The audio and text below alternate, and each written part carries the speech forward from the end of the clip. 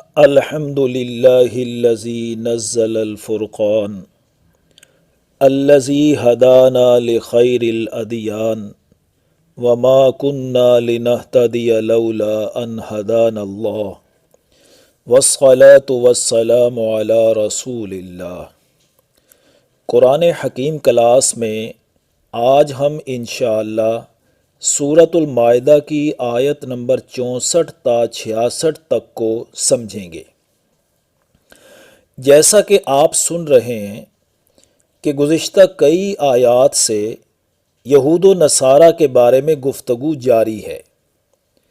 گفتگو اس بات پر چل رہی ہے کہ اے اہل ایمان، تم یہود و نصارہ کو اپنا دلی دوست مت بناؤ، وہ تو آپس میں ایک دوسرے کے دوست ہیں، تمہارے دوست تو ہو ہی نہیں سکتے، بلکہ انہوں نے تو تمہارے دین کو مذاق اور کھیل بنا رکھا ہے۔ بھلا فرما برداروں کی اللہ کے نافرمانوں کے ساتھ قلبی وابستگی ممکن ہو سکتی ہے؟ پھر بھی اگر تم میں سے کچھ لوگوں کی ان کے ساتھ دوستیاں قائم ہو چکی ہیں تو پھر اصل میں تمہاری اپنے دین سے وابستگی ہی کمزور ہے۔ گزشتہ نشست میں ہم نے یہ پڑھا تھا کہ ان کی اکثریت گناہوں، ظلم و زیادتی اور حرام خوری میں مصروف ہے، اور ان کے صوفیاء اور علماء کی یہ حالت ہے کہ وہ ان کو منع نہیں کرتے، جو یہ بہت ہی نہایت برا کام کر رہے ہیں۔ تو یہ سلسلہ ابھی جاری ہے۔ آگے آیت نمبر 46 میں بھی یہود ہی کے بارے میں گفتگو ہو رہی ہے۔ دیکھیے آیت نمبر 46 کو کہ وقالت الیہود ید اللہ مغلولہ، اور یہود نے کہا کہ اللہ کا ہاتھ بندھا ہوا ہے۔ ہاتھ بندھنے سے مراد بخل کرنا ہے۔ حضرت ابن عباس رضی اللہ تعالیٰ عنہ، اکرمہ، ضحاک اور قتادہ رحمہم اللہ علیہ فرماتے ہیں کہ یہودی بڑے مالدار اور دولت مند تھے، لیکن جب انہوں نے اللہ کی نافرمانی اور رسول صلی اللہ علیہ وسلم کی تکذیب شروع کی نا، تو اللہ نے ان کی فراخی تنگی میں بدل دی، تو انہوں نے اللہ کو بخیل کہنا شروع کر دیا۔ تو آگے اس کا جواب دیتے ہوئے فرمایا غلت ایدیہم، انہی کے ہاتھ بند گئے ہیں، یعنی یہ خود بخل میں مبتلا ہو گئے ہیں اور نعوذ باللہ اللہ کو بخیل بتا رہے ہیں۔ وَلُعِنُوا بِمَا قَالُوا، اور جو انہوں نے اللہ کو بخیل کہا، اس کہنے کی وجہ سے ان پر لعنت ہے، یہ اللہ کی رحمت سے دور کر دیے گئے ہیں۔ اور یہ جو اللہ کے بارے میں کہہ رہے ہیں کہ اللہ کے ہاتھ بند گئے ہیں، ایسا کچھ نہیں ہوا، بل یداہ مبسوطتان، بلکہ اس کے تو دونوں ہاتھ کھلے ہیں۔ ہاتھ کھلنے سے مراد سخاوت کرنا ہے، اور دونوں ہاتھ کشادہ ہونے سے مراد کہ وہ قطعاً بخیل نہیں ہے بلکہ کامل طور پر سخی ہے۔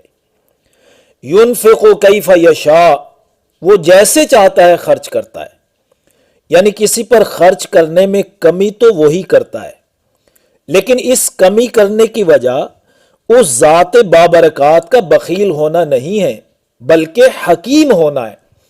وہ کسی نہ کسی حکمت اور مصلحت کے تحت کمی بیشی کرتا ہے۔ لہٰذا یہود پر جو تنگی کی گئی، یہ ان کے کفر و عصیان کا وبال چکھانا مقصود ہے۔ آیت کے اگلے حصے میں ان یہود کی حالت دیکھو کہ وَلَا يَزِيدَنَّ كَثِيرًا مِّنْهُمْ مَا أُنزِلَ إِلَيْكَ مِن رَّبِّكَ طُغْيَانًا وَكُفْرًا، اور آپ صلی اللہ علیہ وسلم کے پاس آپ کے رب کی طرف سے جو کچھ نازل کیا جاتا ہے وہ ان کی اکثریت کے لیے سرکشی اور کفر میں اضافے کا سبب بن جاتا ہے۔ یعنی جب بھی کوئی آیت اترتی ہے یہ انکار کرتے ہیں اور سرکشی میں اضافہ ہو جاتا ہے۔ وَأَلْقَيْنَا بَيْنَهُمُ الْعَدَاوَةَ وَالْبَغْضَاءَ يَوْمَ الْقِيَامَةِ، اور ہم نے ان کے مابین قیامت تک کے لیے بغض و عداوت ڈال دی، یعنی انکار اور سرکشی کی پاداش میں اس سزا میں اللہ نے مبتلا کر دیا کہ ان کے اندر بغض و عداوت ڈال دی۔ کلما اوقدوا نارا للحرب، جب کبھی انہوں نے جنگ کے لیے آگ بھڑکائی نا، یعنی لوگوں کو مسلمانوں کے خلاف جنگ کے لیے اکسایا، تو اطفاء اللہ، اللہ نے اس کو بجھا دیا، یعنی ان کو اس شرارت میں کامیاب نہیں ہونے دیا۔ یہود نبی کریم صلی اللہ علیہ وسلم اور صحابہ اکرام کے خلاف قبائل عرب کو جنگ کے لیے اکساتے تھے کہ تم لشکر کشی کرو، ہم اندر سے تمہارا ساتھ دیں گے، لیکن اللہ اس سازش کو ناکام کر دیتے تھے۔ وَيَسْعَوْنَ فِي الْأَرْضِ فَسَادًا، اور پھر بھی یہ زمین میں فساد پھیلانے کی کوشش کرتے ہی رہتے تھے۔ وَاللَّهُ لَا يُحِبُّ الْمُفْسِدِينَ، اللہ ایسے فساد کرنے والوں کو پسند نہیں کرتا، لہذا ایسے لوگوں کو ہرگز دلی دوست نہ بنایا جائے۔ آگے بھی سنو، وَلَوْ أَنَّ أَهْلَ الْكِتَابِ آمَنُوا وَاتَّقَوْا، اور اگر اہل کتاب ایمان لے آتے اور تقوی اختیار کرتے، یعنی نبی کریم صلی اللہ علیہ وسلم اور قرآن حکیم پر ایمان لے آتے اور اپنے گزشتہ کفر و شرک اور اللہ کی نافرمانیوں سے تقوی یعنی پرہیز کرتے، تو لَكَفَّرْنَا عَنْهُمْ سَيِّئَاتِهِمْ، تو ہم ضرور ان کی گزشتہ برائیاں معاف کر دیتے، یعنی جو جرائم یہ پہلے کر چکے ہیں، اللہ کی کتابوں تورات و انجیل میں تبدیلیاں کی اور بدعمالیوں میں مبتلا رہے، کفریہ کلمات بولتے رہے، جیسے یہ کہا کہ اللہ بخیل ہو گیا۔ اب اگر یہ صدق کے دل سے نبی کریم اور قرآن حکیم پر ایمان لاتے اور ان تعلیمات پر عمل پیرا ہوتے تو ہم ان کے گزشتہ جرائم معاف کر دیتے۔ بلا ادخلناہم جنات النعیم، اور لازماً ان کو داخل کرتے نعمتوں بھرے باغات میں۔ وَلَوْ أَنَّهُمْ أَقَامُوا التَّوْرَاةَ وَالْإِنْجِيلَ وَمَا أُنزِلَ إِلَيْهِمْ مِنْ رَبِّهِمْ، اگر انہوں نے قائم کیا ہوتا تورات و انجیل اور جو کچھ نازل کیا گیا ان پر ان کے رب کی طرف سے، یعنی ان کتاب کے ضوابط اور احکام کی پابندی کرتے اور اس کو نافذ کر کے اسی کے مطابق فیصلے کرتے، تو لَأَكَلُوا مِنْ فَوْقِهِمْ وَمِنْ تَحْتِ أَرْجُلِهِمْ، تو یہ کھاتے اپنے اوپر سے بھی اور اپنے پاؤں کے نیچے سے بھی۔ اس محاورے سے مراد ہے کہ اللہ رزق و وسائل کی انتہائی فراخی عطا فرماتے۔ تو یہاں اللہ تعالیٰ نے بات کو بالکل واضح کر دیا کہ یہود پر جو مالی وسائل کی تنگی ہوئی تھی اور انہوں نے اللہ کو بخیل کہنا شروع کر دیا تھا، یہاں اس تنگی کی وجہ بیان فرما دی کہ انہوں نے اللہ کی نازل کردہ احکام کی پابندی نہیں کی، نہ اس کے مطابق فیصلے کیے۔ اگر وہ ان احکام کو قائم کرتے تو یہ اپنے اوپر سے بھی کھاتے اور اپنے پاؤں کے نیچے سے بھی کھاتے، یعنی انتہائی فراخی ہو جاتی۔ ان باتوں کو صرف یہود کی کہانیاں نہ سمجھا جائے، بلکہ اپنے بارے میں بھی ہم سوچ لیں۔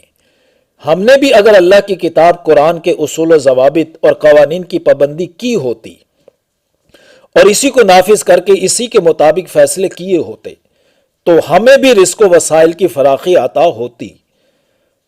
ہمارے چند لوگ ہیں جو انفرادی طور پر دین اسلام کی تعلیمات کی پابندی کرتے ہیں، جبکہ اجتماعی سطح پر ہم میں انتہائی بگاڑ پیدا ہو چکا ہے۔ حالانکہ انفرادی طور پر چند ایک لوگ تو یہود میں بھی سیدھے رستے پر قائم تھے۔ اس لیے تو آگے فرما رہے ہیں اللہ کہ منہم امت مقتصدہ، ان میں سے کچھ لوگ ہیں جو سیدھے رستے پر ہیں، ان یہود میں سے، یعنی اجتماعی سطح پر ہزار خرابیوں کے باوجود ان یہود میں کچھ لوگ اللہ کی نازل کردہ ہدایات کے مطابق زندگی گزار رہے تھے، اور جب حضور صلی اللہ علیہ وسلم نے اپنے رسول ہونے کا اعلان کیا تو وہ ان پر بھی ایمان لے آئے۔ لیکن وَكَثِيرٌ مِّنْهُمْ سَاءَ مَا يَعْمَلُونَ، ان کی اکثریت بری حرکتوں میں ہی مبتلا رہے۔ تو اللہ تعالی ہمیں ان یہود جیسی حرکات سے بچنے کی توفیق نصیب فرمائے۔